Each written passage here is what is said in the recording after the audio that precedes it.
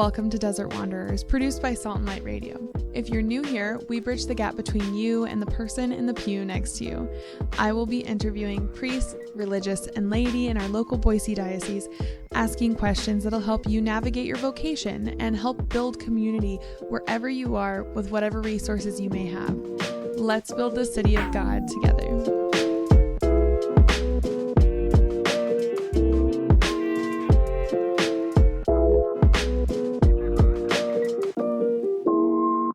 So, good morning, Teresa. I'm so excited to have you on this morning.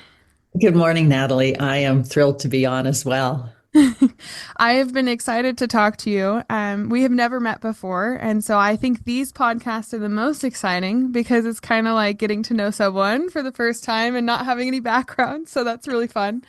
But I was referred to speak with you because you have done some work in Faith and Feast on Salt and Light, which has also been a great success. I've talked to other people and they were saying that they love that segment. So if you haven't listened to her yet, you need to tune in on Salt and Light on Morning Light to hear her as well. But we're preparing for Advent. It's only about, 2 weeks out? 2.5? Oh, pretty close. I don't have my countdown to Advent calendar, but yeah, I to tell you the truth, I am already starting to prep for Advent. So yes, it's on its way. We're on our way. Right. And so when I have, as a young woman with a family and kids, I've always thought about how can I bring Christ into our home? And when I heard that you have had experience with building this out, I was really excited to have you on. But I think the first thing we can do and where to start is just to give you or have you give us a little overview of how you got into liturgical living, maybe a little bit of background on yourself as well, and we can go from there. So liturgical living, God first put it on my heart when I was a young woman, my early 20s. I started to feel a discomfort because Advent would come and it would go by and it'd be Christmas. And I would think there has to be something more than this. I'm missing something. Now, I do want to say we did celebrate Advent in my family's home, meaning my parents and my siblings. We faithfully had the Advent wreath out. And when Christmas came, it was a religious holiday. I mean, just to give you an example, there were some years we didn't decorate a Christmas tree as such. Instead, we had several Christmas trees around a life-size nativity in our home. Whoa. And the gift would be around the manger. And whoever was the baby at the time got to be put in the manger as baby Jesus. So that didn't happen every year, but it did happen. So I want to say it wasn't as though we weren't aware, we weren't trying to observe Advent and Christmas properly. I just knew there was something more. And I graduated from college and I thought, okay, now the busyness of coursework and academic studies is behind me. This year I'm going to really try and have a spiritual Advent. And it didn't happen. Again, I got caught up in the gift giving and all the frenetic busyness of the time. And so again, that longing to celebrate it properly was still there. I got married, I had our first baby, and I was commenting to a friend how I felt really bad because it was one thing to deprive myself of an Advent. It was another thing to deprive my husband and my little child. So she encouraged me. She said, "How about this? I'm going to invite some people over, some women over, and I want you to give a presentation in celebrating Advent, how to celebrate Advent." And I thought, oh, well, I can do this. It wasn't long ago that I was a college student. I'm used to researching. And let's go back 40 some years ago. There was no internet, all those wonderful resources. In fact, there wasn't a lot written on it. I was going to the card catalog in the local library to find these, a lot of them outdated books, some of them out of print, used bookstores, to glean this information to find out how has Wow. Advent been traditionally celebrated. Um, so now, armed with this information, I decided, okay, I'm going to start now. And it wasn't the best year to start. I'm saying this because I know so many of you out there will be saying, well, this is not a good time for me to start. Maybe next year, maybe next year. And again, looking back at that history, that's what I kept telling myself. And so this was not really the year to start. I had a child who was not even 2 years old. I was expecting my second, who was delivered on November 18th. So really Oh my close. goodness. Yes. And my husband was away on 6 weeks military Oh duty. my goodness. So, but I started by doing the Jesse tree. And that became, little did I know, it was going to become one of the best Advent traditions we had in our home. You know, fast forward now to just a few years ago when now my children are all adults now, but he came home for Christmas. He was a college student at the time, and he looked at our banner. I'd made a felt banner with felt ornaments. I did that the first year. Can you believe that? I got all of those done. Granted, God was good because it was the shortest Advent could ever be, so I only had to do a few, not the full 28, but nevertheless. And he saw the Advent or the Jesse tree banner hanging in our home at Christmas time when he came home right before Christmas, and there was only a few ornaments on it. And he says, "So what's the story behind this? You know, why is there such a sparse representation of the Jesse tree ornaments?" And I said, "Well, I'm beginning to think that that's a tradition that has come and gone in our house." Oh. And he reacted in utter horror. "What do you mean? I learned so much about salvation history by doing the Jesse tree during Advent." And I started to realize that now my children as adults are telling stories to me or letting me know that the efforts I put out when they were young bore fruit. You know, the same son now is married. He has two children of his own. They faithfully do the Jesse tree during Advent. They faithfully observe Advent because that's what the culture was at home growing up. Yeah. I had a daughter who was interviewed by Salt and Light Radio for one of the pledge drives. I think the theme was Journeys of Faith. And the question that was asked her, because every person that had preceded her had told the story of their faith journey that included a lapse from the Catholic faith. And if they had were baptized Catholics and how they had lapsed from the faith and then refound it. So the question that was posed to her was, so was there ever a time when you wanted to stop practicing your faith? And she said, "Oh, never.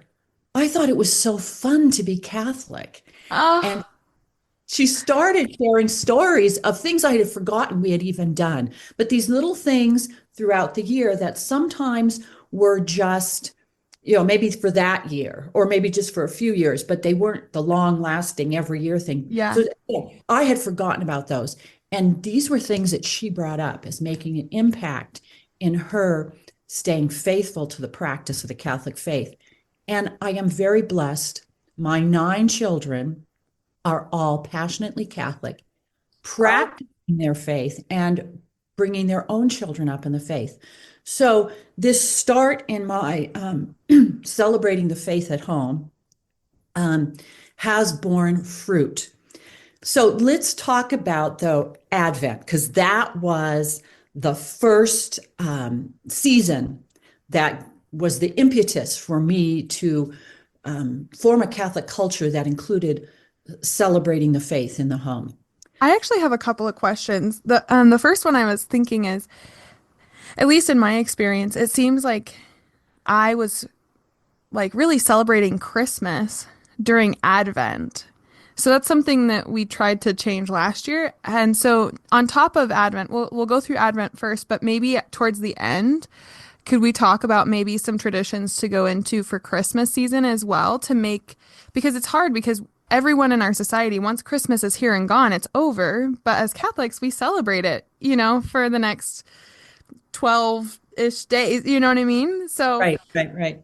so I want to go into that as well. And if you had to combat any of that during your period of, discovery of like certain traditions, during Advent and that research period, if there was stuff that you were realizing, oh, that's actually more of a a Christmas tradition versus an Advent. So yes, please go on, but I just want to have that preface in there so that you can touch on that. You know, you're right. And that's what I was experiencing. I was experiencing that there wasn't a clear distinction between at the season of Advent and the season of Christmas in my way of observing that as a young person, and even some way in my own home growing up. I did say we did the Advent wreath, but there was a lot of blur.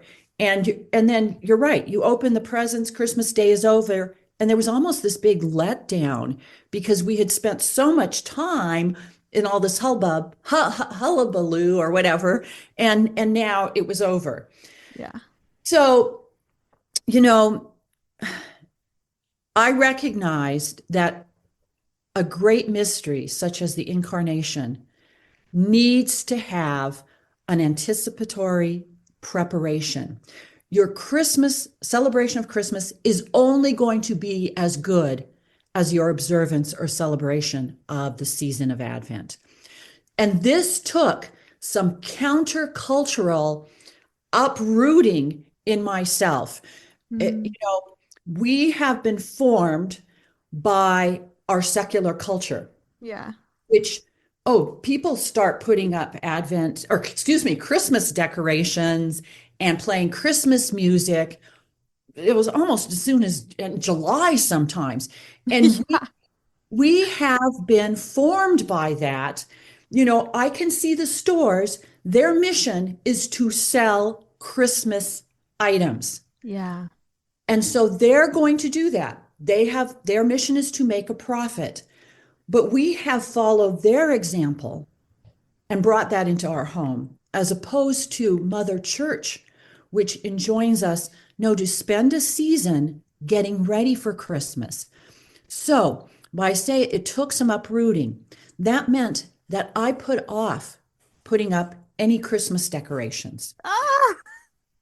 I I I want to keep a silence in my home. That's a visual silence as well. But the thing is, it's not as though my children were deprived. They would never say they were deprived because we celebrated Advent in other ways. Yes. So, for the first Sunday of Advent, the Advent wreath came out. I had even a little candle snuffer, and Oh, that made it very exciting for my children to get their turn to snuff the candles. yeah. I told you we had the Jesse tree. So that was part of our Christmas decoration, or excuse me, our Advent decoration. So our home had, it wasn't just completely barren. I do have a question. So I've heard of the Jesse tree and I've Mhm. seen like the felt trees, but I actually don't know how to do that at all. And we can even skip that for a later date. But I just wanted to say for people that may not know, like we should go into that tradition as well. Okay, so the Jesse tree is based on actually, it's a window in Chartres, France, the cathedral in Chartres. And there is, I believe it's a rose window where it shows Jesse, the Old Testament figure Jesse, reclined at the base of a tree. And it shows the family tree of Jesus. Now, the Jesse tree is also based on the Isaiah 11:1. From the root of Jesse, a sprout shall blossom forth. And it's predicting the Messiah, predicting Jesus. So our Jesse tree starts with creation and the fall of man. And it goes through, and every Jesse tree is different, who they highlight, what symbols they use. So there is whatever you choose to do it. But the idea is you start with creation, the fall of man, and how every event and person in Old Testament God is using as a preparation for the coming of his son. So everything is directed then towards the incarnation. So we go through the economy of salvation, seeing God's providential, I mean, his love for us, his care for us, how everything in the Old Testament is to prepare a chosen people or to continue a longing in the people for Christ. So that is what, as I said, that was really huge in my family every year to reflect on this history, this background story in Jesus' coming, and to see God's great love for us and his great wisdom in putting all of these different people and events, just sort of building on it. So that's what the Jesse tree is based on. But even the our manger scene. The first Sunday of Advent, we put out this bare little building. I put some little miniature pine trees around it. And then the next week of Advent, maybe I put the shepherds with some of the sheep. And you can even have Mary and Joseph moving through the house, Yes. getting closer and closer. A few years ago, my children are all grown up. It's very quiet in my house before Advent.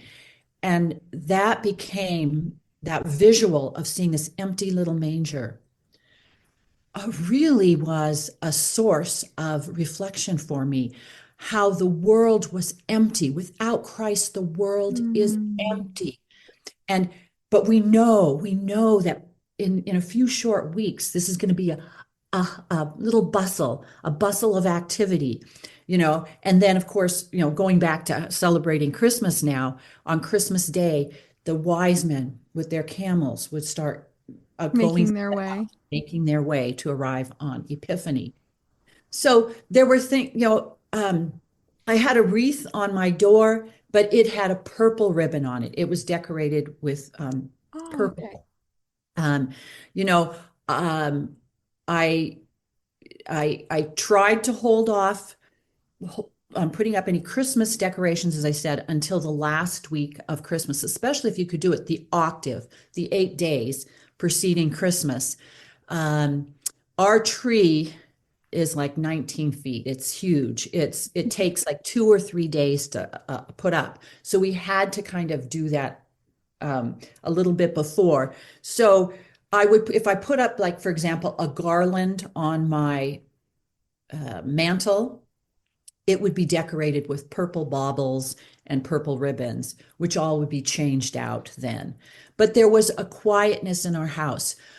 We played, and again, back in the day before Spotify and playlists and things like Yeah, that, yeah. um, I made my own cassette tape of, of Advent songs, which came out during Advent. We played them, and to create sort of a silence as well, because the songs are generally very quiet. They're as a way to help us meditate, having that music throughout the day. Were those And liturgical songs? Like, would you get them from like a liturgical book for Advent season?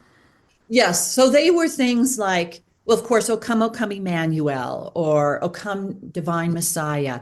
And it was there wasn't even records or cassette tapes that were just Advent music. So I would have Right. to take them from Christmas collections that would have a few of them. And I had some friends help me too. They would go through their Christmas collection of music, pulling out their Advent songs and taping them. So I had a couple of tapes, and that really helped. But again, today it's so much easier. Right. Right. And the internet, you Google anything and you can find anything. I mean, even you can get consumable Jesse trees or print out patterns for Jesse trees. I was designing my own. So, but Oh, God blesses us for our efforts and it has paid off. Um, and things changed over the years depending on how my kids grew up. So when my little one, as he said, he was less than two, he wouldn't sit through a Bible story when we were reading about whatever Jesse tree ornament it was. But my husband would get a children's Bible and he would look at the pictures. Well, what's that? And my husband was able to tell the story. And now, for us, it worked to do it at dinner time because that's when everybody was around. So we would put up the ornament, and the Jesse tree was near our dining table. And now, with my kids coming older and coming back home, we just say, okay, now you have to tell the story of Judith, or you have to tell the story of Noah or whatever it is. And then they now have these in their memory. And sometimes they'll trade. I'll give me Esther in trade for this, so because they yeah. really want to tell that story or whatever. So So would you do this so with the Jesse tree, would you do it every week? You would have a different story leading up to Christmas? every day, Every day leading up to every day, Christmas. every day. Oh, that's awesome. So my daughter-in-laws are doing it now, and I was with one of them a couple of years ago at the beginning of Advent, and she would have the kids guess what the next ornament is going to be.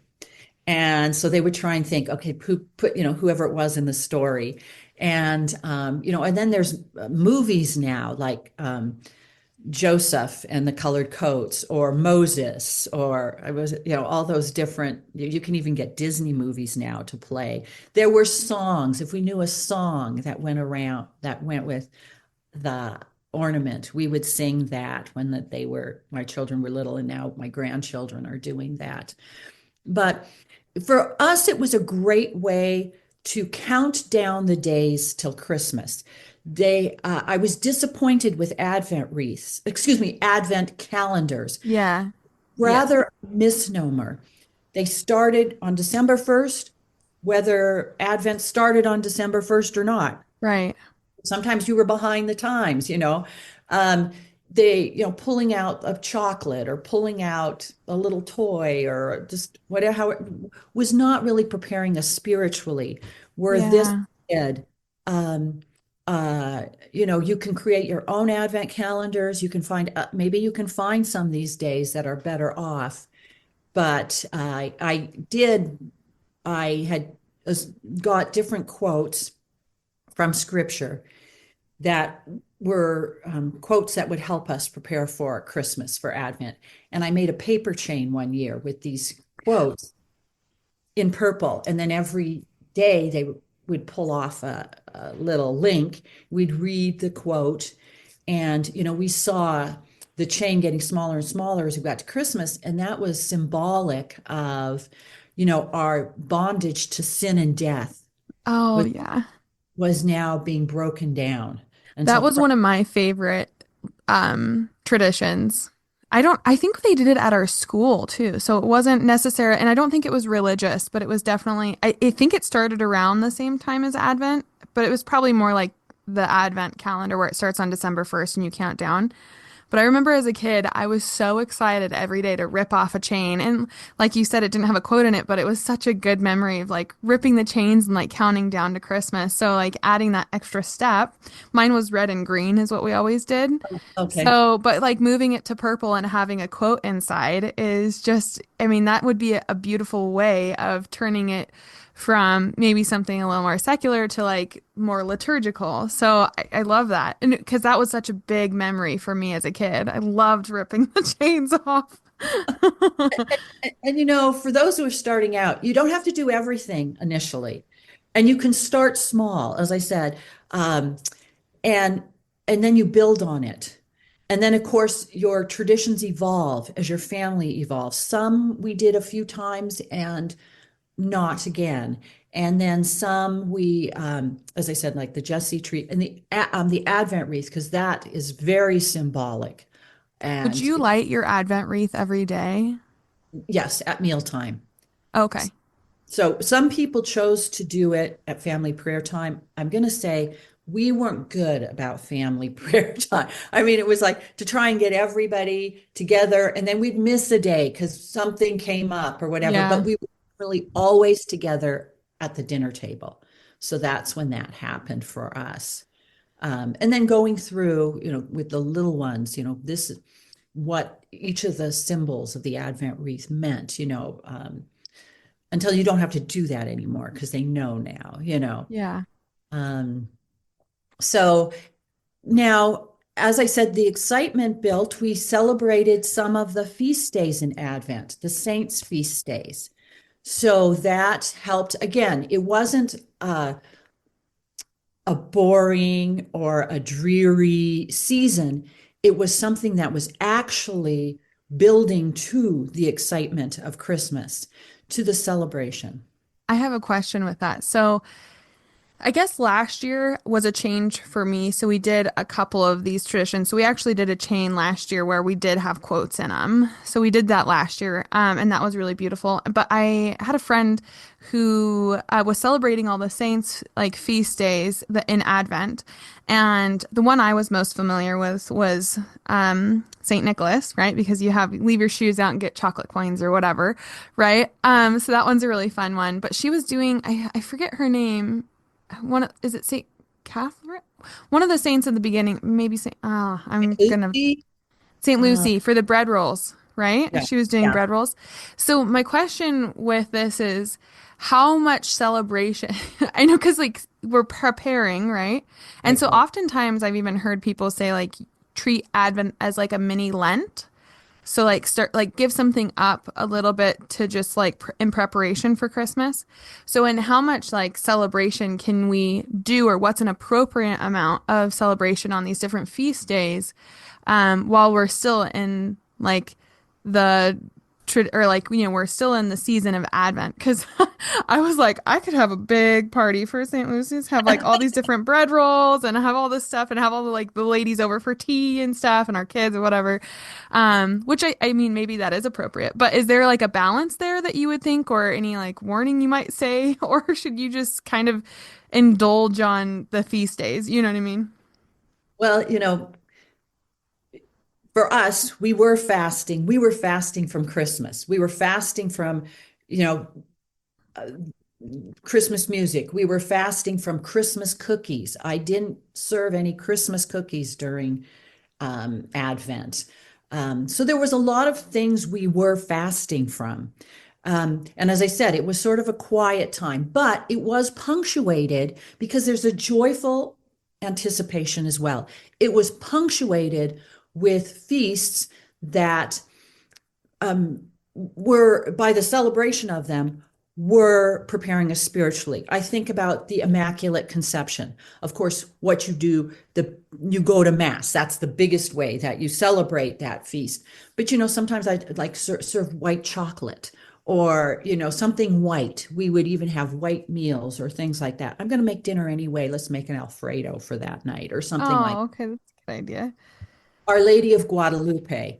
Um, we make a Mexican meal for that night, and maybe some Mexican candy or something like that, or roses, however the Spirit led me, and we for um, Saint Nicholas, we would well, for us in our family, we'd put out our Christmas stockings. So again, now our Christmas stockings, and they would be up now until Christmas.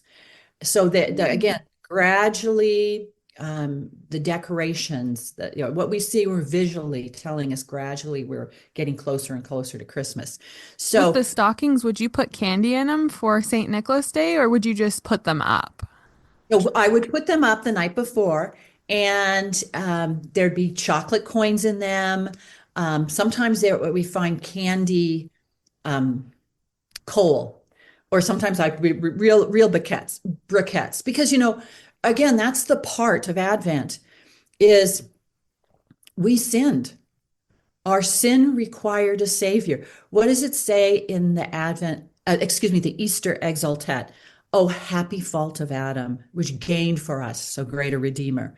So we have to recognize our sin, which resulted in our great Savior. So that's why Advent's a time of penance, time of reparation. This is what our sin has brought us to, and how great a God we have who gives us so great a Savior to redeem us. So, um, but sometimes it would like if I could find Saint Nicholas looking chocolate, I would certainly do that. Those I still have a hard time with that, but I would Yeah. put a chocolate Santa Claus.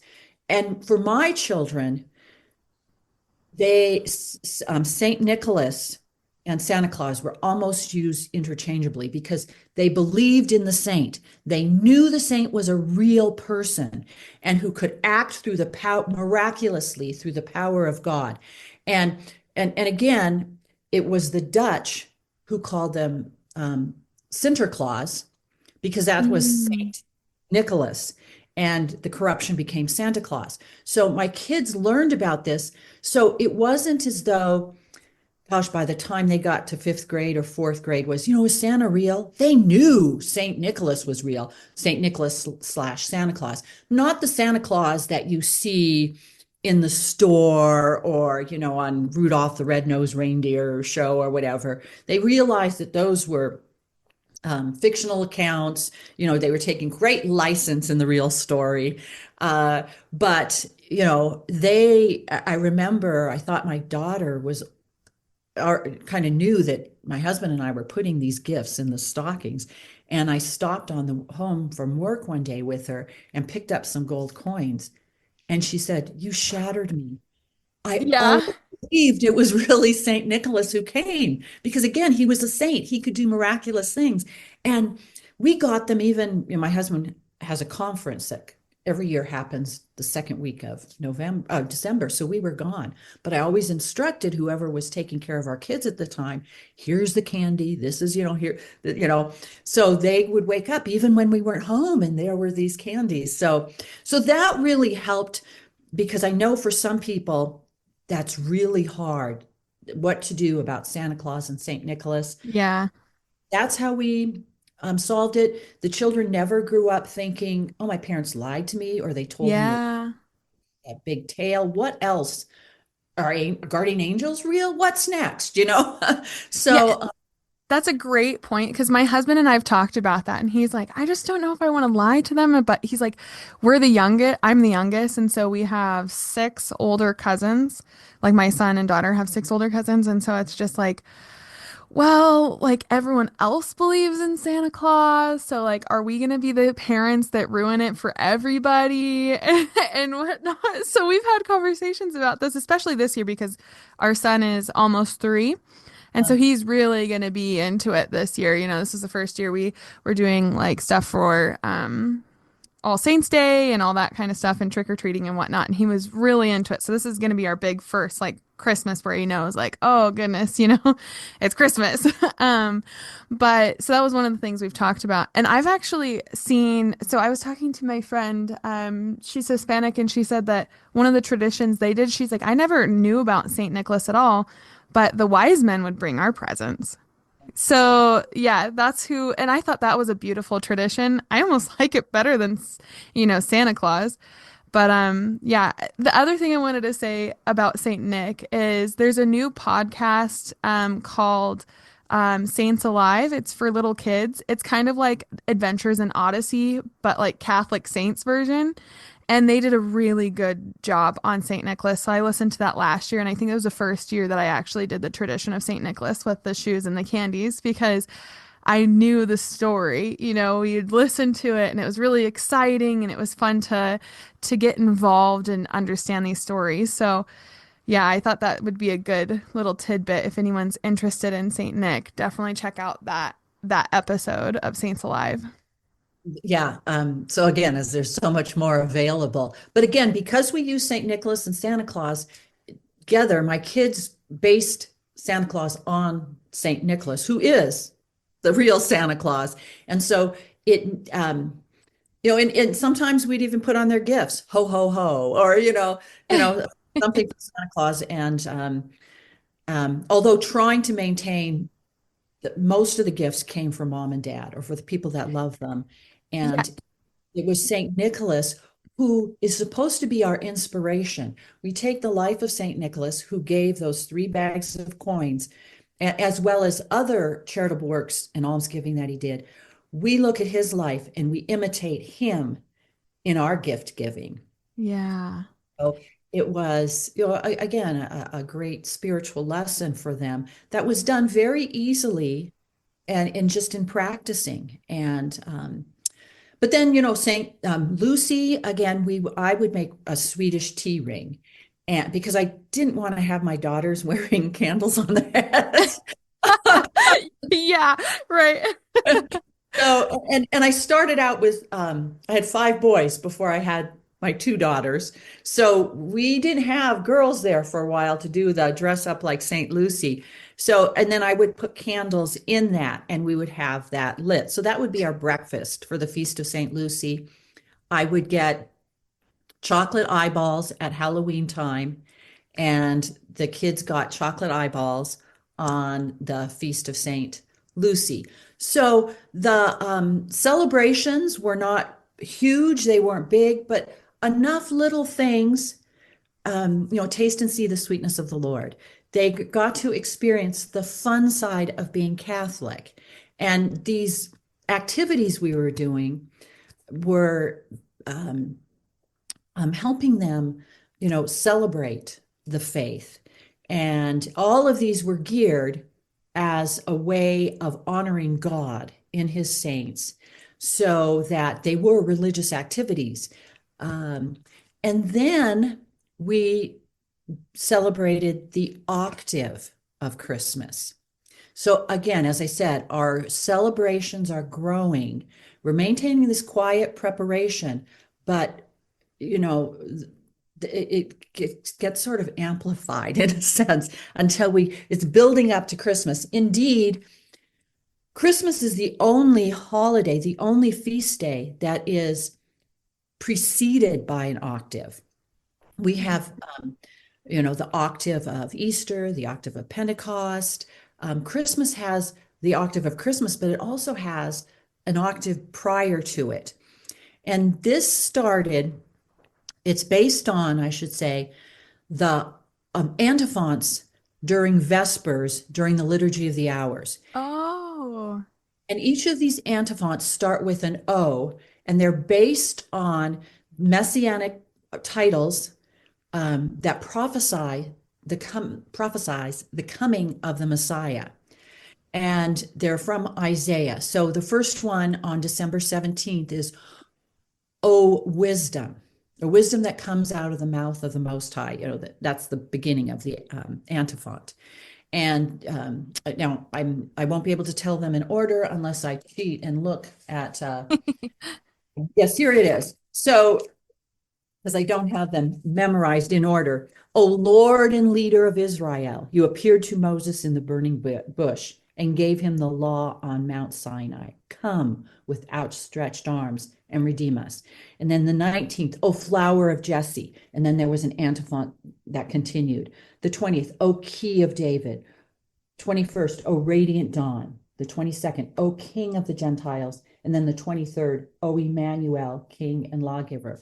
So how we did that, we followed the example of the monks in the monastery, who on each of these days, a monk would be enjoined to provide a gift for the monastery that somehow was appropriate to that. For example, oh, root of Jesse, the gardener would bring out some fresh vegetable or something that would be served.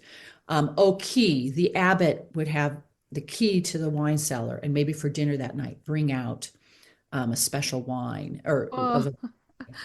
so we adapted those to our family. And again, they changed over the years because of the developmental age of our children.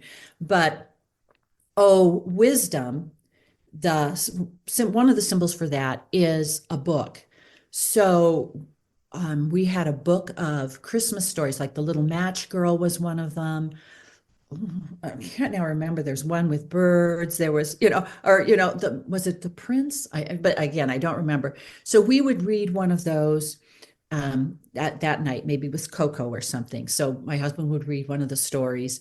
It then morphed into sometimes we'd get a book. We'd give the kids a shared book. Like one was, oh, the Encyclopedia of Idiocy or something like that. Jokes. They were tricks that you could play on people or little things like that. So again, we went from sublime to the ridiculous sometimes, but then in the past years now, I will buy books and I will wrap them up. And that night at dinner, everybody will get a book. Oh my And goodness. then, oh, root of Jesse. Sometimes it would be a carrot cake. It also means oh, flower of Jesse. The could be translated oh, flower. So sometimes that's when the first poinsettia would come into our home.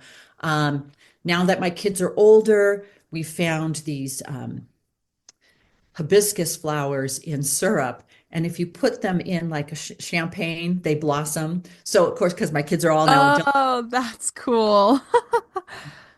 Oh, Lord and leader of Israel, you appeared to Moses in the burning bush. We would light the fire and maybe, sit around the fire that night with the fire pit. Sometimes it would be roasting marshmallows. Again, as my kids are older now, we do flaming drinks. Um, so each of the days of the octave, oh, the key. That was a highlight because I would get index cards, and one of them had the picture of a key on it. So I would pass those out at dinner time, and somebody would get the picture of the key. So they would get maybe a key to a closet or key to the car. And in the closet or in the car was a family gift, a puzzle, a Christmas puzzle, or later years, maybe a murder mystery or a game or something that we all could enjoy together that night or the nights leading up to Christmas. So, again, each of the octaves had a little gift associated with it. Oh, King. I When they were little, I'd take them that night to Burger King. And get the Um, little crowns. yeah, yeah. And now I get the poppers, those English crackers. Are there? You pull them, and there's a little tissue paper crown in there. We Yeah. put them all on, so we have all these adults around the table with these tissue paper crowns, and then these little gifts, these nonsense, well, gifts that aren't that great, Yeah, but yeah, yeah. some, you know. So, we've done that. As I said, they've evolved. I made it easy on myself. So, for example, I would have a list of what are the things I want to pick up now before Advent Mm. so that I have them ready for those last 8 days. Um, in more recent times, I wished I had done this much earlier. I've started my Christmas shopping already. And so that I want to be finished by the first Sunday of Advent. So that is something that's Yeah. not hanging over me. I can now just enjoy the season instead of when I have some downtime, it's not, oh my gosh, I have to, wrap this present or I have to bake this. I mean, I've already started baking and putting them in my freezer, just a little bit at a time. So the freezer's stocked, the closet of gifts is stocked, and these now quiet times that I find during the season, I can actually spend time in prayer or doing Advent, spiritual reading. So that was really huge for me. We also moved, and we kind of getting back to it now that I have more time on my hands. But we had Christmas bags, the gift bags, and we use them every year. But the gifts got put in there, and that saved so much time for me to put the gifts in the Christmas bags instead of trying to wrap Wrap them. everyone. Yeah. Right. So these little time savers that I had to deal with everything on my to-do list. But so the panic is now to get it done before Advent, then out to try and get it done before Christmas. I actually like that idea because, you really could think about this stuff and kind of get prepared so that when it comes. you have time for Advent and you can really enjoy and set in. And I think especially for people with young children, that that definitely feels like it would be more doable in a time when you're not trying to rush. And I mean, some of that, I mean, I know a lot of people do like Elster now, right? And have family exchanges and or work exchanges or whatever, that they need to get done. And so you're still going to have a little bit of that, but it would be nice, especially with little kids, to have a lot of this like already prepped so that when it comes, it's a season of peace versus what it normally feels like, which is like, I have so much stuff to get done. I have to have all this stuff ready and like send it out and make sure it's going to the right houses and everything, and get all crazy. So A season of peace, not of panic. yeah, exactly. So I do have another question. So a lot of the stuff we've been talking about has been focused towards kids. If someone is a single person and they feel like they're called to marriage, or maybe even they're called to like the priesthood or religious life, but they still like they haven't like maybe they're not in the seminary yet, or maybe they haven't taken vows in a community yet. Like, what are kinds of like what of these traditions would you recommend for a single person just preparing like a spiritual Advent? Because like should they still do the Jesse tree, or should I mean the octave sounds great, like that's something that you could be excited with friends, but what other traditions would you think are good for single people? Right. Because again, the season is not just for families. It's meant for every Catholic, every Christian. So, and again, going back to the beginning of the show, this was put on my heart when I was a young person, not Yeah, married. yeah, And I was too busy to celebrate Advent. Little did I know my life was going to get busier with 9 kids. yeah. And and now, my husband and I are empty nesters. So, we still want to celebrate Advent, observe Advent without the kids being at home. So it was interesting because the year I did the Jesse tree, when I made all the felt ornaments and everything, my mom had come out to help me with my second child. She really got into helping me make them. That was another blessing. God sent someone to help me make these ornaments for my tree since he wanted to encourage this type of behavior in me in celebrating Advent. And he didn't, again, God's cooperating with us. And she went home and again, just her and my dad now, they're empty nesters, and she made her own Jesse tree for her own household. Oh, that's awesome. Even made one for the school she worked for, and she was doing this. So I had thought this was an activity that was geared just for For families. kids, yeah. There are lots of books out there now that have spiritual reflections on the Jesse tree. So, as an adult, single adult, or empty nesters, there are reflections that are available that you can go through the Jesse tree. And if you want to decorate your apartment or your home, you can there's various ways to do it, tree branches with ornaments. I've even tried to have different ways that I've displayed the Jesse tree just to keep things fresh. But so you can do that. And the Advent wreath is still something you can do when How do you you. decorate your Advent wreath? Because all we've ever done is just have a wreath with our candles in it. So it sounds like you said that you had other decorations in your Advent wreath. Is So that again, correct? that kind of evolved too. So the necessary thing about an Advent wreath is that it be a wreath, because a wreath was a sign of victory.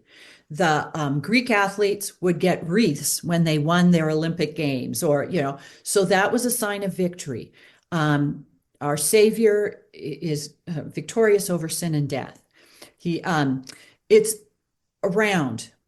It's meant to show the eternity of God, because one of the symbols of God is a circle. He has no beginning and no end. Um, the we use greenery. Now, back when I lived where there were evergreen trees, I would use evergreen, but now I just have an artificial Yeah. um, because I would be looking forever during Advent. Evergreen. So evergreen, that shows God's immutability. He doesn't change. We do. We are in and out of love with God. We sin and then we turn towards Him. Even when we sinned, we see the first thing that God did was promise to send a Savior. His love for us didn't change, even in our sinfulness. And that's huge, I think, to inculcate. That's huge to remember because often the devil wants to tell us we are unlovable, and we're not. Regardless of how we've fallen, God's love never changes for us, and He's always calling us back to Himself. Green is also a sign of new life, of hope. This is a season of hope. We know how the story ends. The devil tempted Adam and Eve, and as a result, they were cast out of the garden. But again, God immediately said, I am going to, send you another. And this story, your children or you will be reminded of with, like, I have some Advent reflection or Jesse 2 reflection books. As an adult, reading these reflections, you'll go deeper into that mystery. Again, God didn't send the Savior the next day. Yeah. People waited for centuries. Why? Because God wanted us to see the consequences of our sins. Sin is Yeah. it's not something small. It is a great, even the smallest sin is a great offense against God. And so we had to live in darkness, waiting for the light of the world to come and to see the contrast. So the candles represent the centuries that we waited for God, but the gradual illumination of the wreath simply and beautifully tells us that we're approaching the birth of our Savior, the light of the world. So lots of meditation in that simple wreath. So as a single person, as an empty nester, you know, light your Advent wreath. Maybe you don't sit down for dinner, Yeah. but um, give yourself prayer time. Carve out time intentionally during Advent to light this wreath and maybe sit in darkness with just the light of the Advent wreath to pray, to meditate, to prepare yourself, to sit with God, to reflect on this great mystery of the Incarnation. The celebration of the saints' feast days. My adult children still, I mean, we celebrate feast days all throughout the year, Right. but um, um, for them, and again, having grown up with them, it's kind of easier for them. But each of my adult children has the book Drinking with the Saints. There is a clock that goes with the saints, and I heard the author's coming out with mocktails or something for the saints, so that Yeah. my pregnant daughter-in-laws are really hoping for that book to come out. Um, But and it might be what they have for dinner or a simple treat they pick up, um, or adding the collect for the saint of the day, the collect, the prayer that is said at the beginning of Mass on the memorial of their feast days. So, there are ways to do it. And I have been doing it. Talking about the decorations on my Advent wreath, I've put purple ribbon and then purple baubles to sort of spruce it up a bit to Yeah. make it more interesting on our table. And again, to add some sort of festiveness, even in a penitential season. So again, the purple reminds us, yes, this is a penitential season. When you were talking about going back to the coal and how I never thought that for Saint Nicholas, like the coal and the sin, right? And then I was thinking when you were talking about the chains, because we're breaking our chains, I was like, oh, what if you got actual coal? And then at Christmas, you could light like a little bonfire with all the coal that all the kids got. They could bring their coal and you Oh, could and burn it's a the little, sins away. Yeah. oh, that's really cool. That's something I didn't do. But you see, the ideas are abundant, and the Yeah. Holy Spirit inspires us with these lovely ideas. And that's an idea I'm going to pass on to my children who have now children. Say, have them save the coal, and they can put it in the fire pit on On Christmas. Christmas. Yeah. Christmas, they have a fire. Put it in the fire for that. I Love mean, light. granted, now a lot nowadays, I grew up with a real fireplace and I Mhm. loved my mom. That was, I don't know if this is an Advent tradition. It's really just a winter tradition, but we would come down to a roaring fire before school started every day.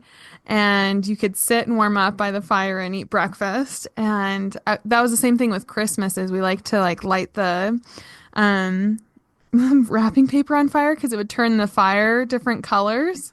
It would be like blue and purple and pink, and we can watch all the really bad chemical paints burn, but it was really fun.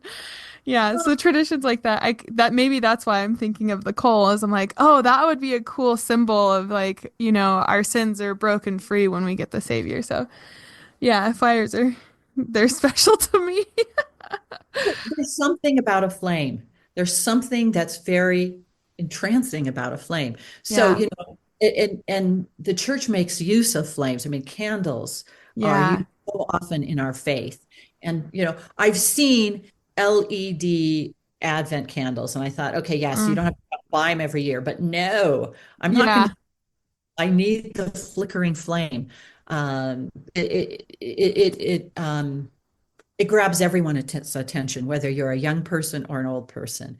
And yeah, you're it's right. true that our fireplaces are now kind of fake fireplaces. So yeah, I Yeah, can't things in our fireplace now because it's not a real fireplace. But there's a lot more people who have fire pits and things, yeah, and bundling up outside, to have a fire, um, is is huge. That would be memorable. yeah. That would be memorable. It's so exciting because like how I grew up, I guess my parents, I love my parents and they did a great job. All of their kids are Catholic. So, I mean, God gave a lot of grace and my mom always says that. She says you guys are Christian despite me or like you're good kids despite me.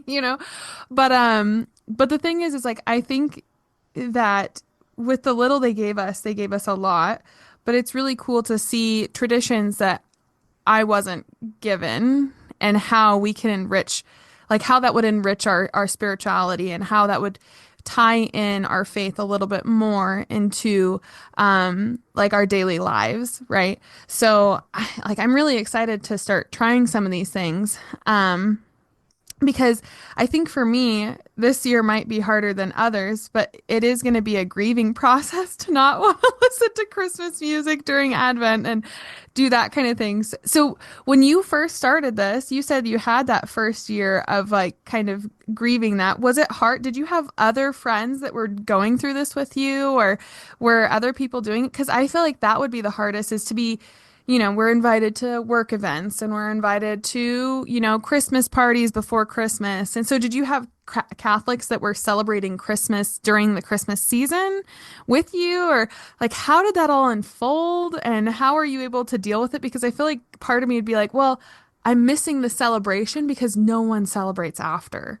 You know what I mean? So, it's true. If we in our household, when we celebrated Christmas parties or whatever, we would do them afterwards. And there's a genius to that because people aren't as busy.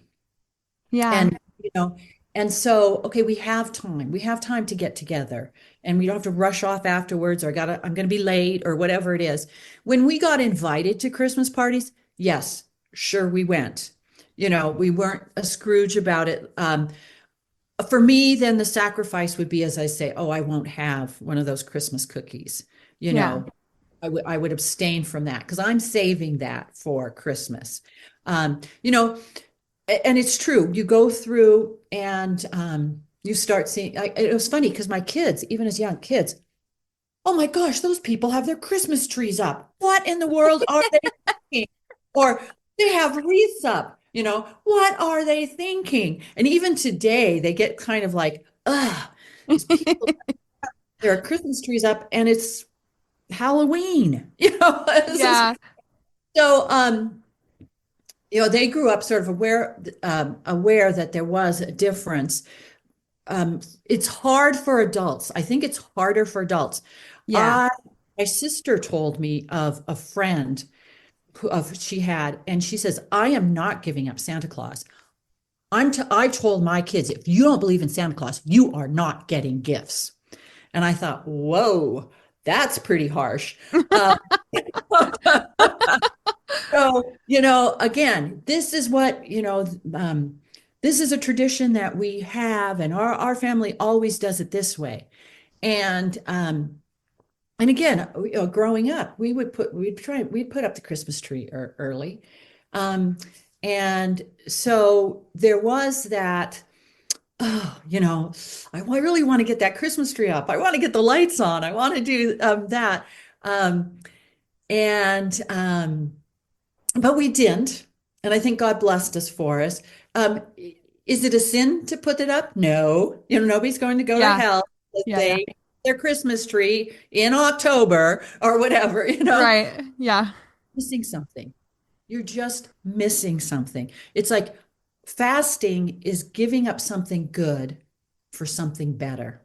Yeah. So we fasted from putting up our Christmas tree.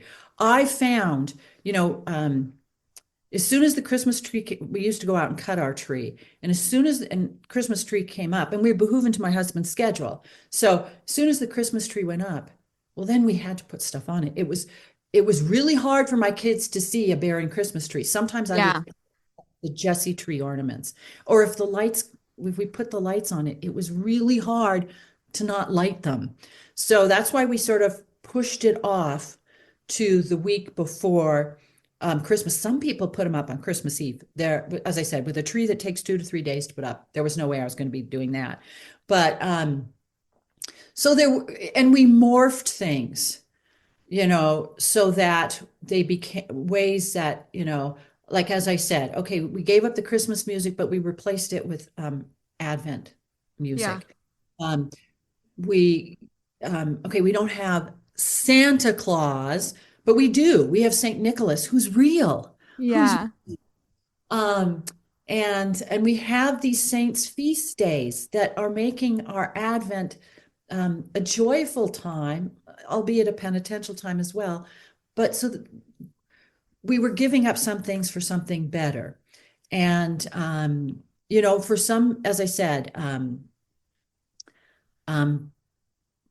if I bake the Christmas treats and the Christmas baking in November and I just package it up and put it in the freezer, it's not like, oh, can we have one? Can we, and it's Right. not Right. Right. eat them.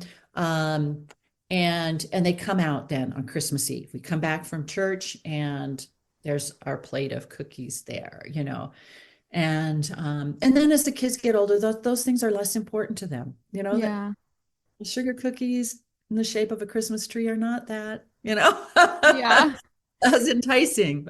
With that, I know you said some people put it out on Christmas Eve, and so you put it out at the beginning of the octave, or would you put it out throughout like each night of the octave?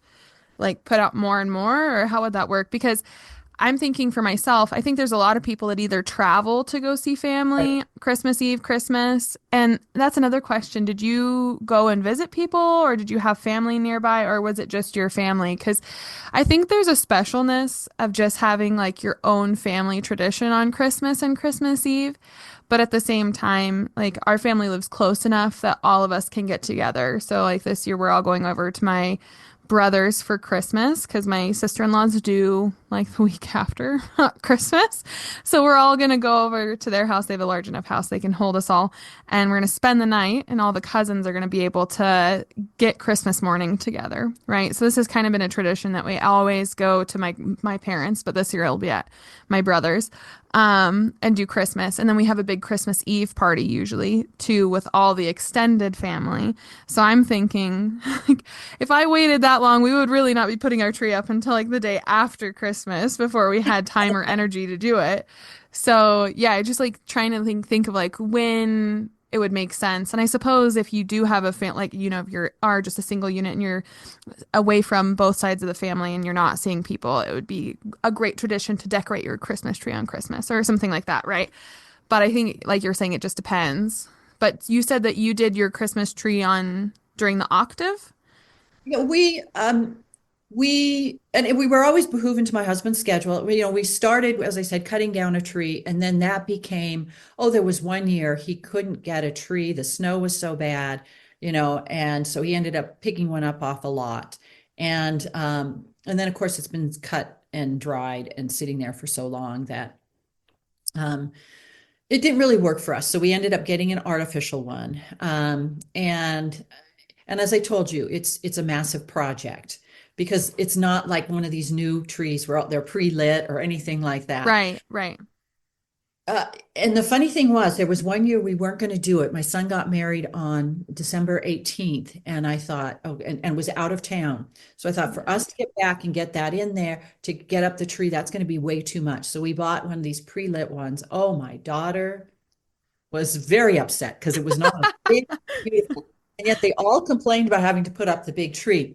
So to get back to your question, it wasn't like it was like, oh, on this day we start putting up the Christmas tree. We just looked and we looked at our schedule, we looked what was going on, and we said, what's the day or days closest to Christmas that we can put up the Christmas tree or that we can start decorating.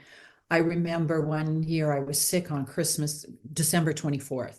I woke up with some stomach bug and I was in bed and the wind is howling and I hear my husband outside putting up the Christmas decorations.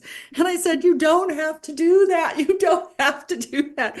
We will survive without all the wreaths on the windows. Yeah, yeah. So, so we'll put the decorations up, as I said, as close to Christmas as possible, but we don't have, on this date. I did reference French Canadian woman who their custom in French Canada was to the Christmas Eve. So the family would go off to Christmas midnight mass, and she would put up all the decorations and have a dinner ready for them when they came back. So the big surprise. Wow. And wow, I thought that's amazing that you can do that. But that was important. That was part of their culture to do that, and they found ways of making it work. As I said, I couldn't do that Right. with Yeah.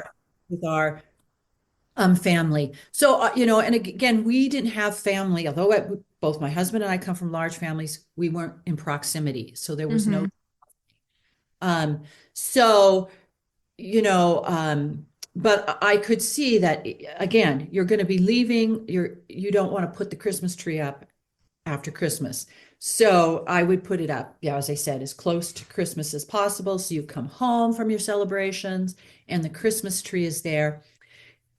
Also, we kept up our Christmas tree and our Christmas decorations for a long, long time.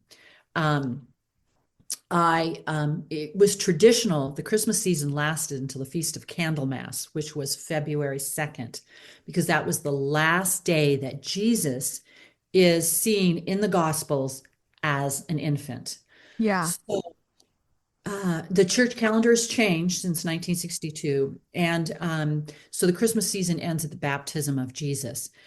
But nevertheless, as I said, I keep up my Christmas decorations, and they'll slowly come down during January, always leaving the Nativity as the last thing to be taken down. And that would be on February 3rd after the Feast of Candlemas. It was really nice during the dreary days of January when, as I said, you have all this holiday adrenaline, and the days are gloomy and there's nothing really happening. In Catholic countries, this was time of festivity. They would have concerts, they would have parties the whole of January. I mean, Austria, they still do that today. And I'm sure in other Catholic countries, where that's when January is packed full of all the celebratory festivities. So as I said, we would wait a long time to put them up, but they would stay up for a while. And talking about Christmas, my daughter-in-law's from Puerto Rico, and their big day for gifts was on the Feast of Epiphany. Yeah. Yeah. So, and my dad, who was Ukrainian, he said that's when the gifts came. But it was hard because as the kids started leaving home for college, they were gone before that. But we have the tradition that whoever is home still on Epiphany, there's one gift under the Christmas tree that is from the wise men. We And did last year, what we did was for to celebrate Christmas. And again, I don't know if this is like traditional or not, but this is what we did to celebrate Christmas last year is we numbered I wrapped all these books and then numbered them one all the way to the Epiphany. And every day the kids could open a book and we would read that book for them that night. And that was like our kind of like Christmas tradition. And I don't know if we're going to do that this year because we have a lot of books. So I have to figure out something else. But that was like, it was a family book that we could read together. Yeah. yeah. So yeah, we again, you morph your traditions to suit your family. And we would celebrate the 12 days of Christmas. And years ago, I got this, I don't know, somebody, well, no, actually found it at Costco and they had the 12 days of Christmas. There were different boxes and different treats in them. And I saved the boxes, all but one got lost. So, but anyway, and we put different treats in them. I sent my college age son out one year and I said, get 12 treats to put in these 12 boxes. Um, and it was for like the feast of Saint Stephen. Now, so we do it a little differently now. So the feast of Saint Stephen, I got candy rocks, those chocolate rocks. Yeah. Uh, and so we put that in there. Sometimes I would just put a rock on the table when I could find, and it was just, okay, that's what we're going to do. The the feast of Saint John, we'd have there's a blessing of the wine for Saint John because the legend is that they tried to poison him and by putting poison in his wine glass. And when he blessed it, the poison slithered out in the shape of a snake. Oh So my God. we and then and the tradition is that well I drink to the love of Saint John. So we would do that. When the kids were little, they had the sparkling grape juice or just grape juice. Yeah. um, Now as adults we do wine and we'll put like those little gummy worms in the wine.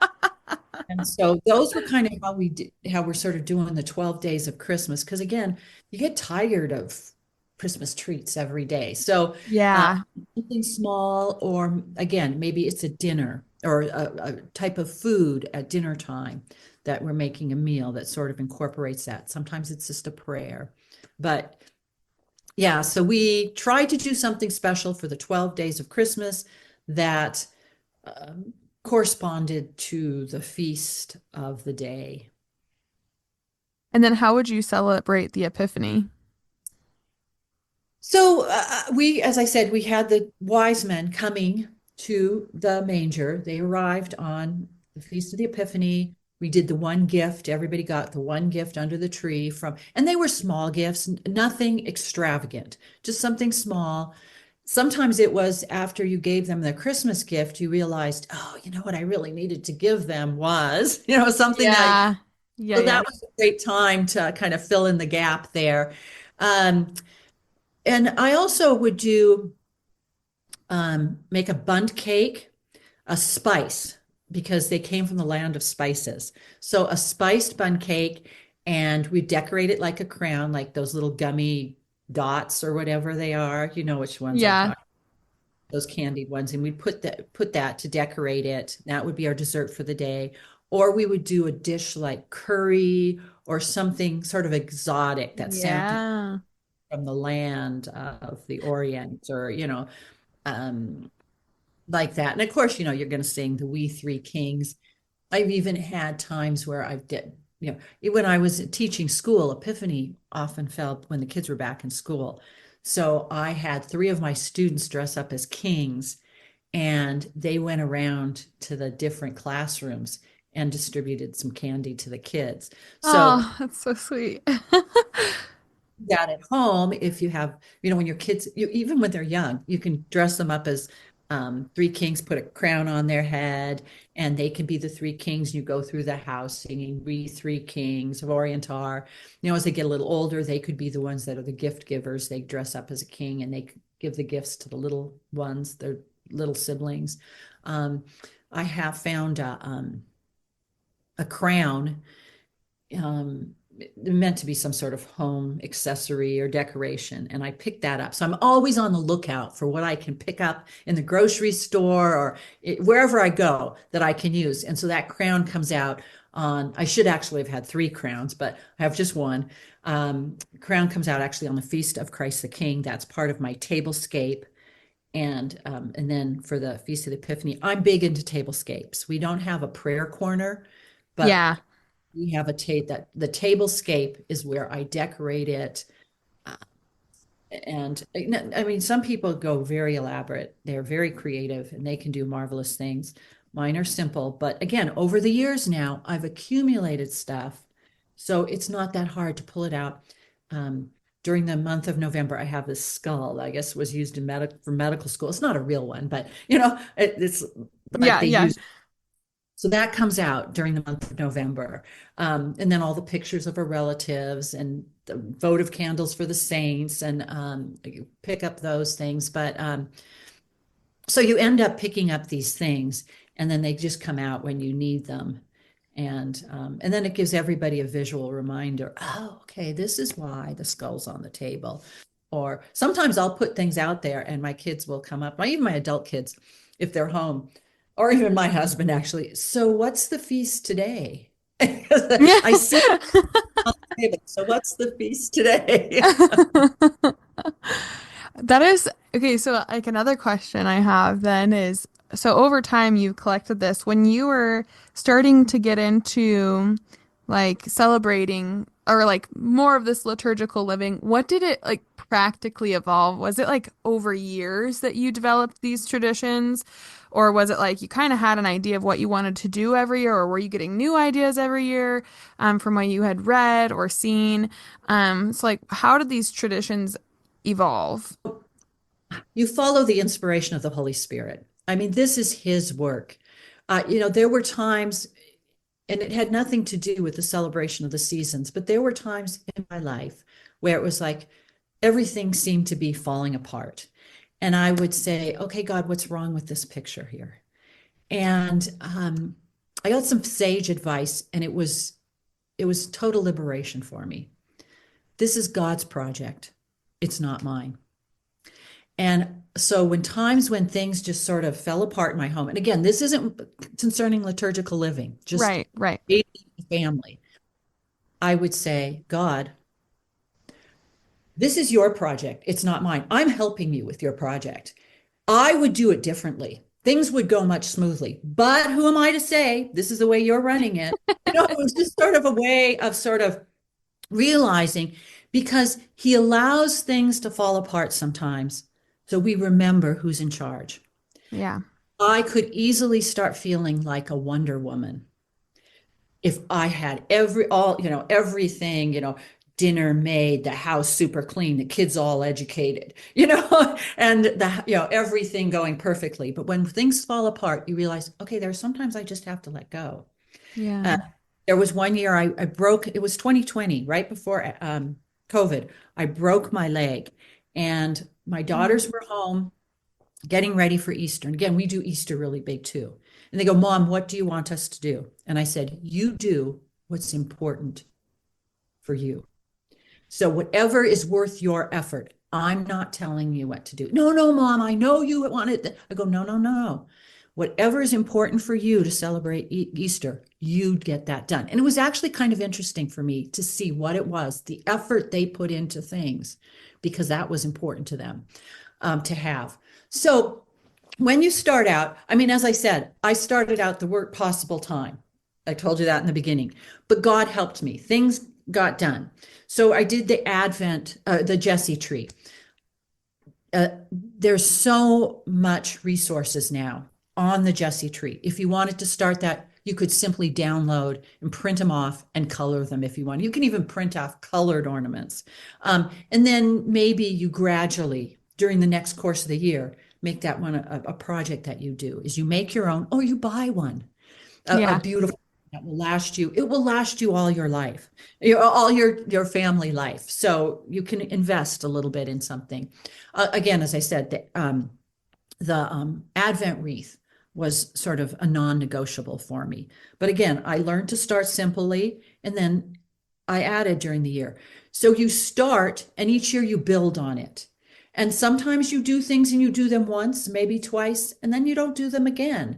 Um, uh, Again, being open to the Holy Spirit, as you just illustrated for us, he can give you a great idea like burning the coal afterwards. The church doesn't dictate how these things happen. It's going to be particular to different families at particular times, whether you're a single person, an empty nester, or you have a whole passel of kids around you.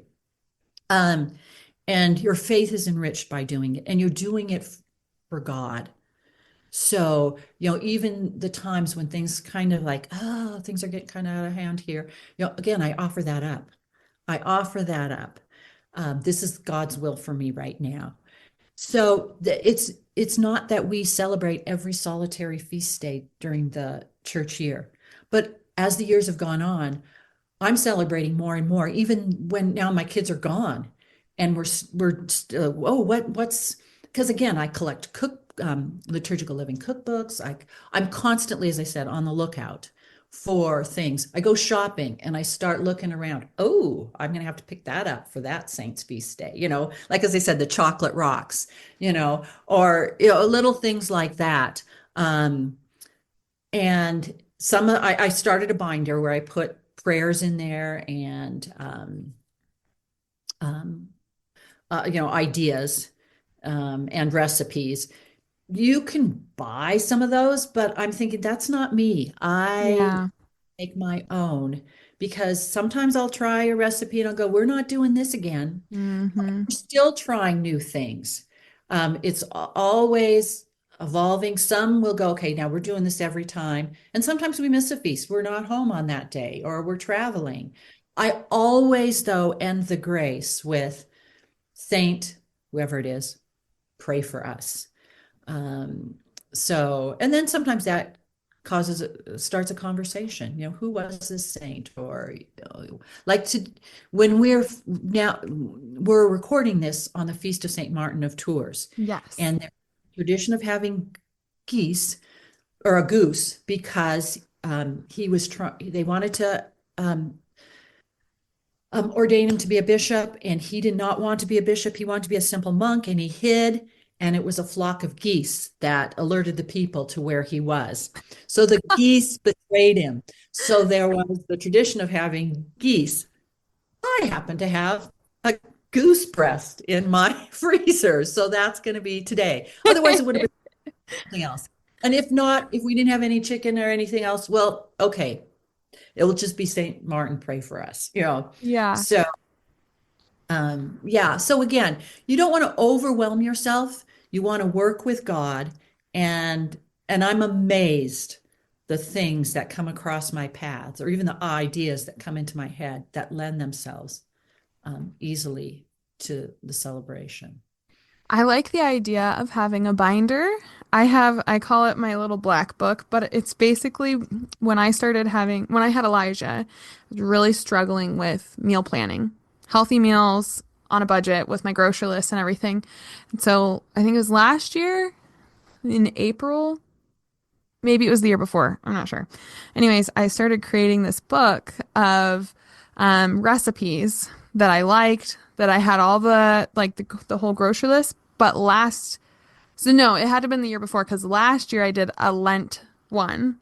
So I have my Lent meals. So I have my meal plan with a vegetarian meal on Friday. And I have all of Lent. I have every week of like the 40 days, I have all of my recipes. So you can choose which ones you want to go back and forth to, or like choose what week you want to do. But at least I have enough meals to get me through Lent that I take out the guesswork.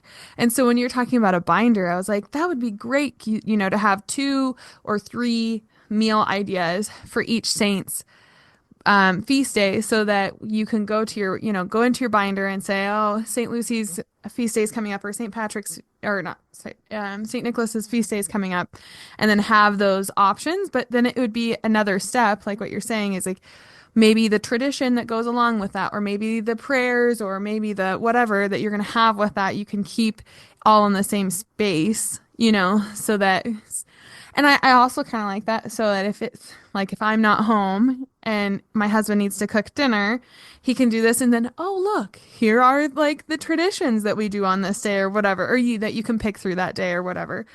I find that to be a really, at least that's my vibe, I guess.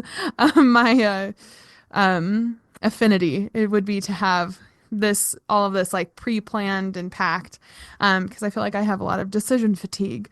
So Right. that's a nice thing. But I'm also like you where I'm not necessarily wanting to follow a book, because I am kind of picky. I'm not picky with my food. There's just certain recipes I'm like, no, my kids aren't going to eat that, or whatnot. So yeah, I like that idea of having a binder and then you can build it out and then it's like your family binder, your family like secrets, I guess. And when your kids grow up and leave home, they're going to want that. Can you reprint all of those for me, all those Yeah. recipes? And that could almost be a gift. But again, it's don't keep reinventing the wheel. I mean, Yeah. I talked about the paper chain we did during Advent with quotes. I'm not doing that every year, finding those quotes. I have them now where I can just photocopy them. I mean, Oh, because so most of smart. us have printers in the house now. Yeah. I can print them out and there they are. So it's not, you don't keep redoing the work. You start building a repertoire. You start building the tools in your toolbox. And to give you hope, as your little ones grow up, some of the jobs you pass on to them. Yeah. And it's just so helpful because it's not always falling on you now. And it gives them buy-in. It gives them a sense of responsibility. It makes them feel good that they can now contribute in this way. They are skilled now, they're experienced now, and then now they can contribute to the family in helping with whatever it is you Yeah. need them. I think So, that's part of I'm assuming that's part of the reason why your kids enjoyed it so much is because there's like that ownership. And like I said, we didn't do many Advent traditions. We had an Advent like calendar, and then we had the chains. And the chains were even something, like I said, that we did at school and we would bring home. But I can okay. tell you, after that, I think I did it in like first or second grade. And none of the other teachers I had, like up through probably fifth grade, did it. But I made one every year for the countdown for Christmas. And we would hang it up and I would rip off a chain every day on the countdown because I liked doing it so much. So I think, like you're saying, it's important. And even with the Jesse tree, if like you have a felt one, my 2-year-old can put an ornament up and he's gonna love putting the ornaments up on a felt tree, you know? I still have the original ornaments to this day. So again, I put that effort out initially. Now, some of them I did have some of my grandkids test how indestructible they were, and some were not. They pulled on them. So I had to kind of remake them, but a few of them. But I'm still using that. I still have the banner. So it was an investment of time, just a little bit of money because I was just, didn't cost that much to make them. And then and sometimes I'd have to like sew on the loop again, but it wasn't that big of a deal. So that was something that um again is was a great investment for me to do that. So yeah, you're going to find that that the efforts you put in, you can build on them, and you don't feel like you have to do everything all in one fell swoop. One of the things I didn't mention was I started to give these presentations. We were living in St. Louis at the time, St. Louis, Missouri. And I told you about how my friend had said, I'm going to invite people over. And so she started then for every season, started inviting people over, and I'd be giving these presentations. And one woman said, "So when are you going to write this stuff down?" And there Yes. was a gal there who was more equipped in editing. So she says, "You write it and I'll edit it." So I actually wrote 3 books in conjunction with her that we self-published, and we no longer, the company that was doing it fell, or it was a family business. They had to stop. But so, I have now this book even that I'm thinking, oh, I'm going to reprint and send to my children because it has all of those things in it. I had a Lenten cookbook that I put together. And so, so anyway, it's very, very helpful. I remember hearing that St. John Paul II while he was Archbishop of Krakow, told his people they're living under a communist regime.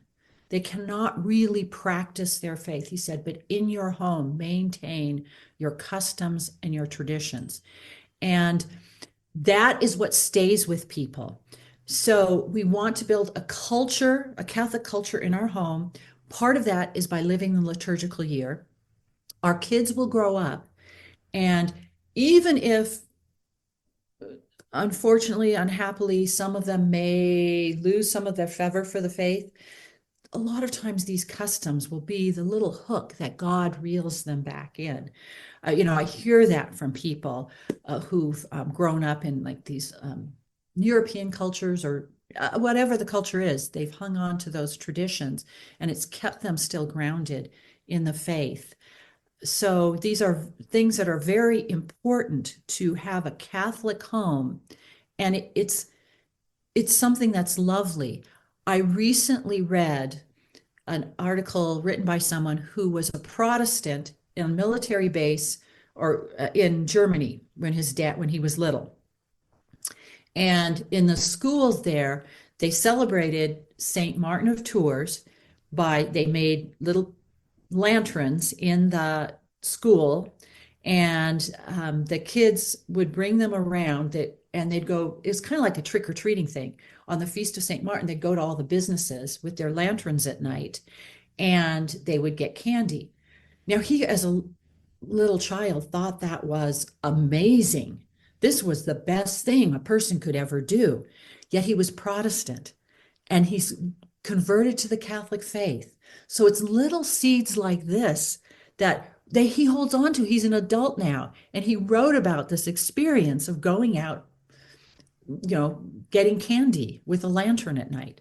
Those things are huge, and people hold them really close. And that's one of the difficulties. If you hold on, you get these secular traditions Mm-hmm. that are influenced by our secular culture.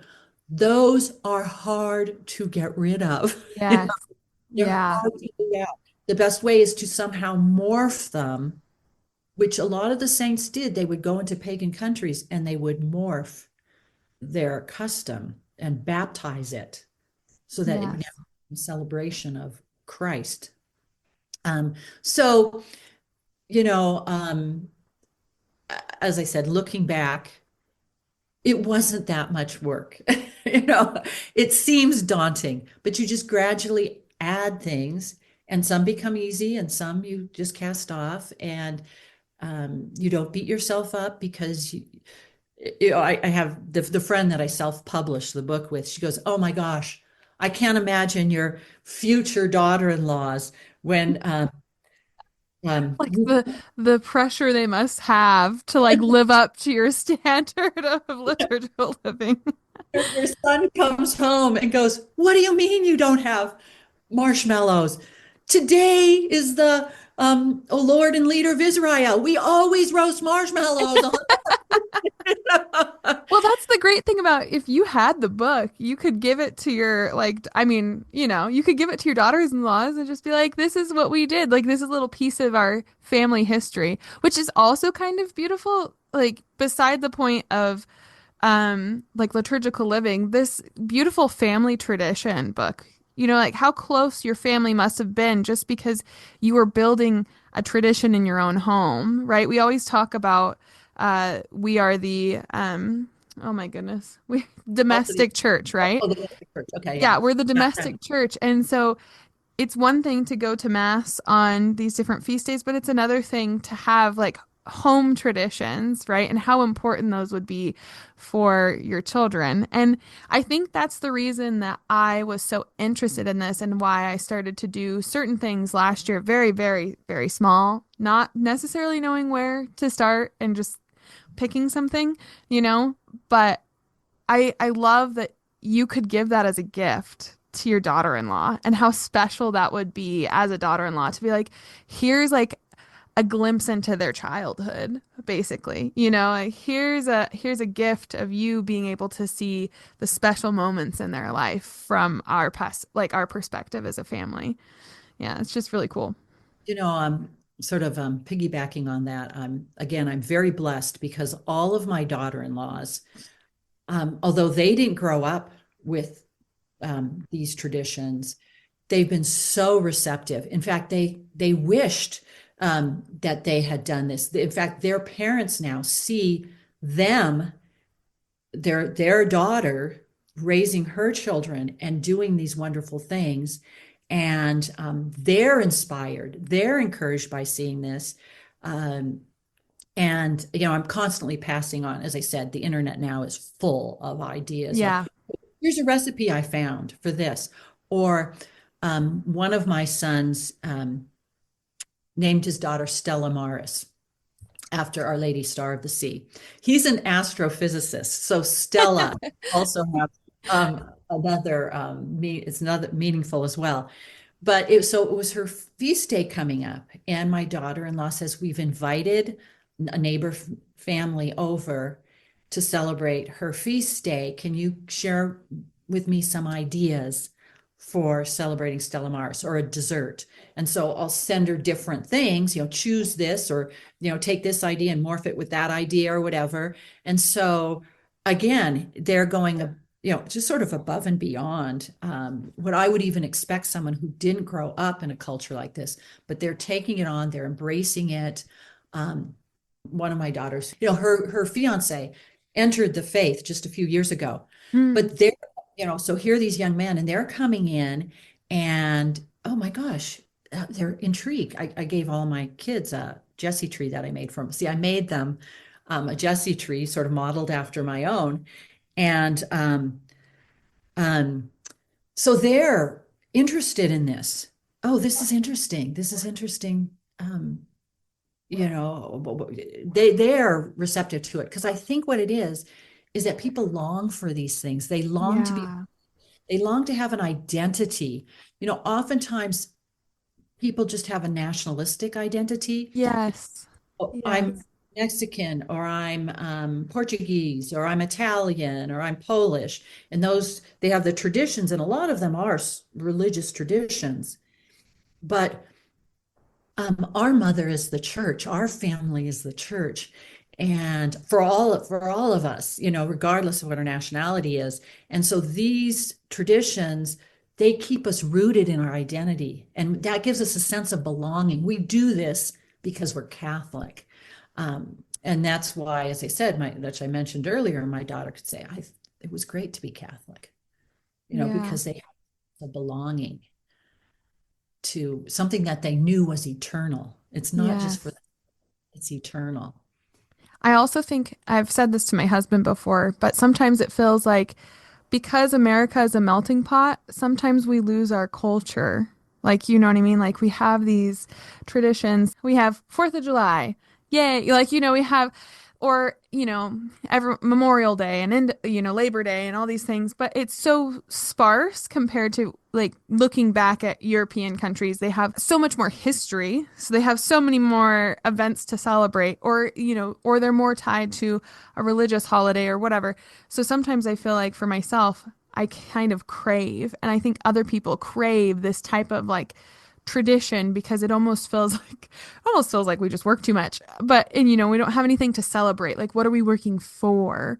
Right? And so I think that the beauty and the appeal to me in even just starting with Advent is it's going to start building some traditions and some celebrations, we're building up to a celebration of Christmas and starting to get those traditions that can kind of fill the gaps that I think that I have not, the gaps that I have right now in terms of tradition, which of course our church does a great job, but it only goes as far as you put into it, right? So Well, yeah, you have to cooperate with the grace. yeah, God can give you as much grace as you want, but if you don't cooperate with it, well, and then you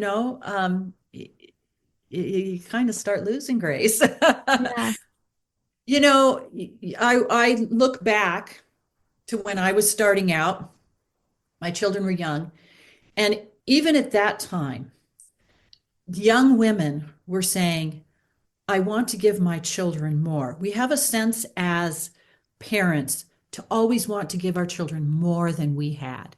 hmm And I would hear young women who would say, again, at that time, my peers, we all have our start in our families. I never grew up with this, and I would like to do more. And so, again, those were people that were coming now to these talks that I were giving. And it didn't matter. My husband was in the military. And when we moved, there was always a group of women who shared that same sentiment. And it was like they were like sponges. They wanted these ideas, they wanted these traditions, they wanted to do these things in their home. And because they realized that it was important. And it's funny how now, things haven't changed. yeah, Now here you are, the next generation after me, and you still have that same longing for your yeah, children. That this secular culture does not satisfy us. yes, Only Christ can satisfy us. And St. Paul says, whatever you do, pray without ceasing. And so everything we do needs to be ordered to Christ.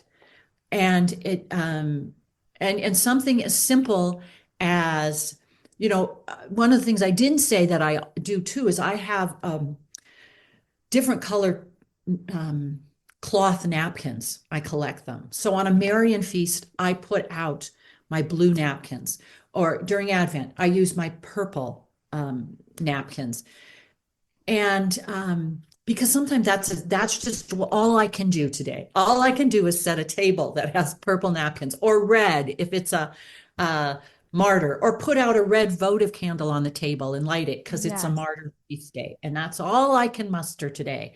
But those little things have so much spiritual value, obviously for the little ones, but also for the adults, because you will find that your faith, your understanding of theology increases because you're teaching your children, and it keeps you not only keeps you grounded, but again, it forms your faith. God yes, is going to pour out as much grace on you to help you with this. As I said, this is God's project and he's going to help you with it. So, don't get discouraged. The devil will want to discourage you and say, this is too much work. It's not important.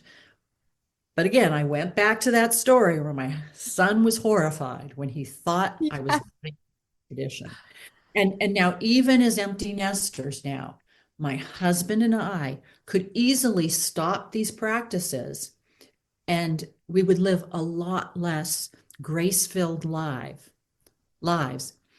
But because they're part of how we do things, my husband will say, "Okay, so what's the feast day today? What should we have for dinner?" yeah. Yeah. So, he's involved in it too, and so it helps us too, even as without children around us. I think the thing that I like about this the most is I would say my husband is more of an intellectual, so he really likes to study. I am definitely a doer. I like to do things. So I like this idea of melding both.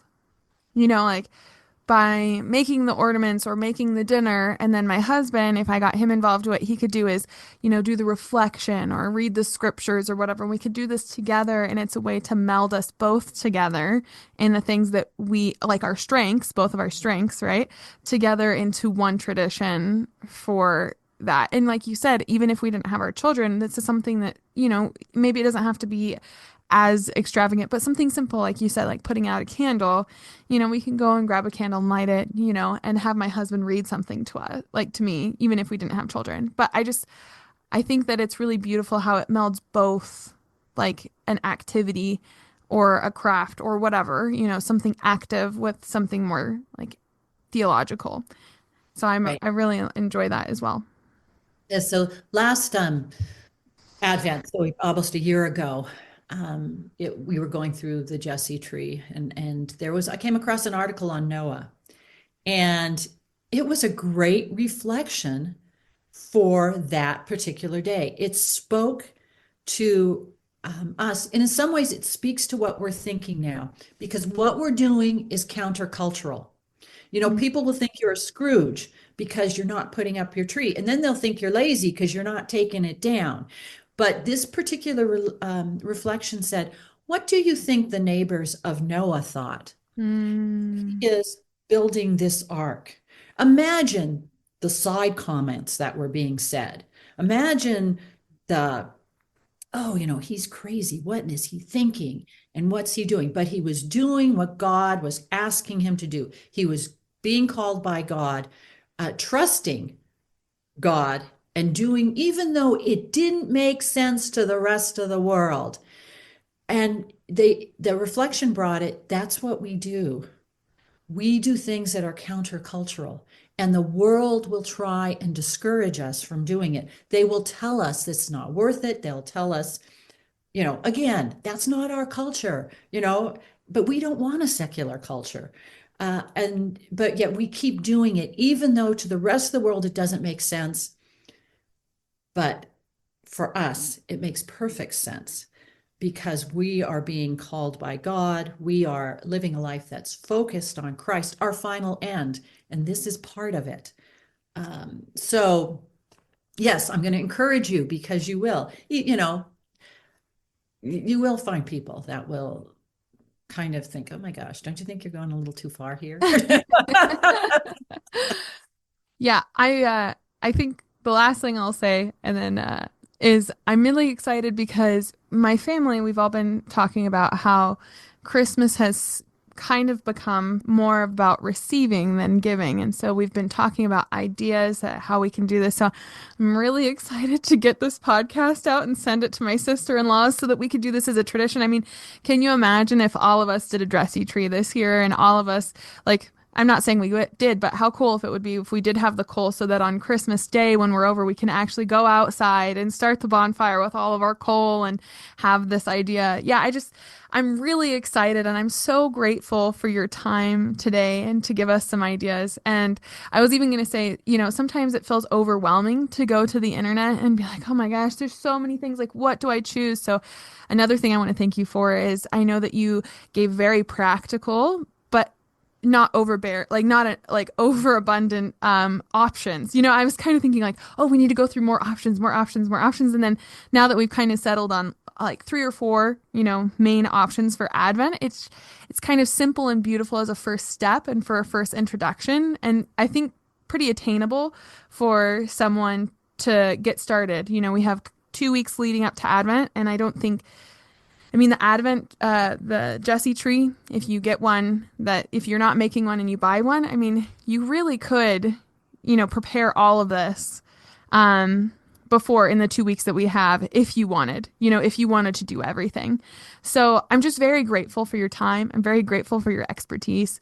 Are any of your books still in print? Like, could people order them? No, no, unfortunately, as I said, there was a small company, Emmanuel Books, and a family-run company, and it got overwhelming. First of all, we started self-published them, and it just got too overwhelming, the orders, and we were raising our families. It was just too much. So then this Emmanuel Books said, "Can we print them out and sell them for you?" And we said, "Sure." And then, as I said, they kind of with the advent of Amazon, Yeah. people were them and not this family-run business, so they stopped um, printing them out. So I'm sorry I can't recommend where to go to get them. But I today before the show, I thought, well, I'm gonna read up a little bit, keep it fresh in my mind. And it was actually kind of delightful to read back and see the start, the beginning, and now to look back after so many years, almost not quite 40 years, but looking back and Yeah. seeing um, how we how we started and how that grew to where it is today, and it's bearing fruit. The proof is in the pudding. My children are now doing it in their own homes. Everything, no, not everything, but quite a bit of it. And they're even now sharing, as I said, sharing things with me. And Mom, did you see this? Or, Mom, can you help me with this? Or so it's important to them. And what a delightful way to pass on the faith Yeah. by celebrating. Well, again, I just want to thank you for your time. Is there any last remarks or advice or encouragement that you would offer our listeners, or any ending remarks? But again, from the bottom of my heart, thank you so much. I know this was a really quick turnaround from when we first talked, and I'm so glad that you were able to work with us and that it ended up on a feast day, and it was just beautiful all the way around. So I just want to, I guess, say how grateful I am for your company today.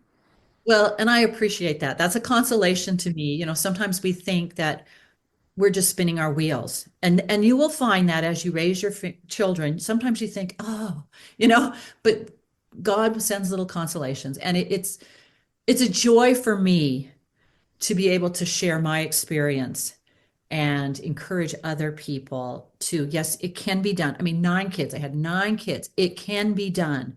And the outcome is so totally worth it. So even if it doesn't seem as if it doesn't seem doable, it is, but always fall back on God. God, this is your project, and you need to help me with it if you want. Have a very blessed Advent. I will remember you and any of your listeners who felt inspired to do something. I will pray for you during this Advent that it become a truly blessed and beautiful Advent for you. Well, thank you so much. Take care.